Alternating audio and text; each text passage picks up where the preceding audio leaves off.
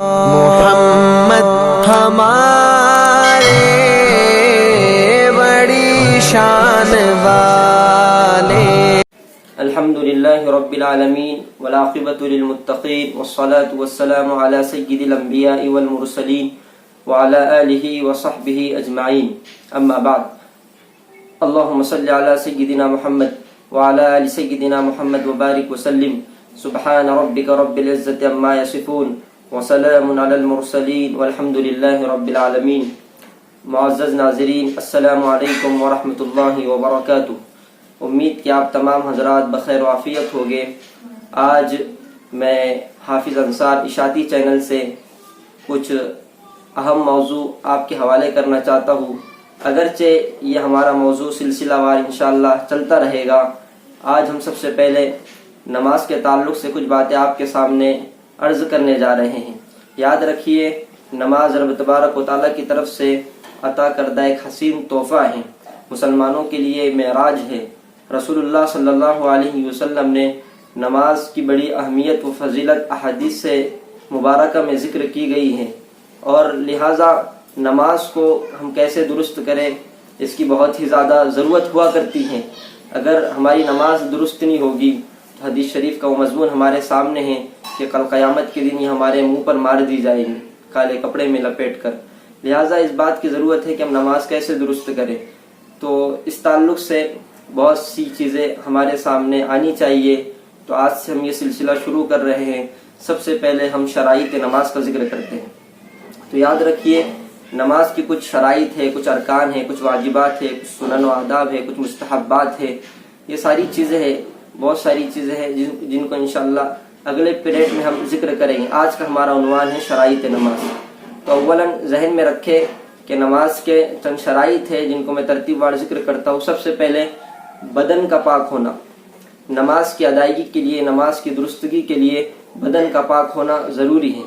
ساتھ ساتھ میں کپڑوں کا پاک ہونا بھی ضروری ہے، کہ نماز کی ادائیگی کے لیے کپڑوں کا پاک ہونا بھی یہ شرط ہے۔ اسی طریقے سے نماز کی درستگی کے لیے جو ہے تو جگہ کا پاک ہونا، یعنی جس جگہ پر ہم نماز ادا کرنے جا رہے ہیں اس جگہ کا پاک ہونا بھی ضروری ہے، لہٰذا اس کا اہتمام ہو۔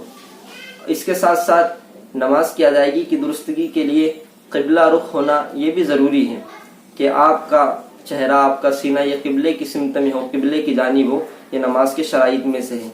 ایک چیز یہ بھی ہے کہ نیت کرنا۔ نیت ایک ارادے کو کہتے ہیں کہ بندہ نماز پڑھتا ہے تو خاص اللہ تبارک و تعالیٰ کے لیے کرتا ہے۔ آیا نیت ہم زبان سے کریں یا دل ہی میں کریں؟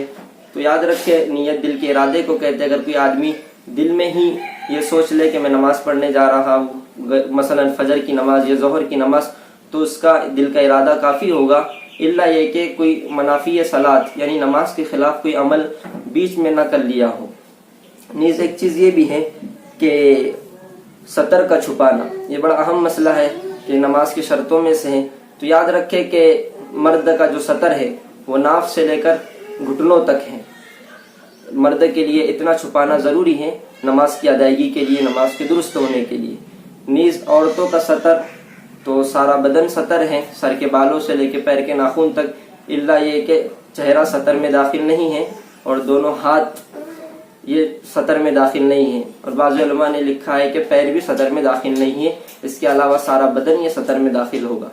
نیز ایک چیز یہ بھی ہے کہ وقت کا ہونا، کہ جس نماز کی ادائیگی کر رہے ہیں تو اس کا وقت ہونا ضروری ہے۔ مثلا آپ ظہر کی نماز پڑھنے کے لیے جا رہے ہیں یا پڑھ رہے ہیں تو ظہر کا وقت ہونا ضروری ہے۔ اگر آپ ظہر سے پہلے اگر نماز ادا کرنے جائیں گے تو وقت سے پہلے نماز ادا نہیں ہوگی، اور اگر آپ وقت نکلنے کے بعد ادا کرنے جائیں گے تو وہ ادا نہیں بلکہ قضا کہلائیں گے۔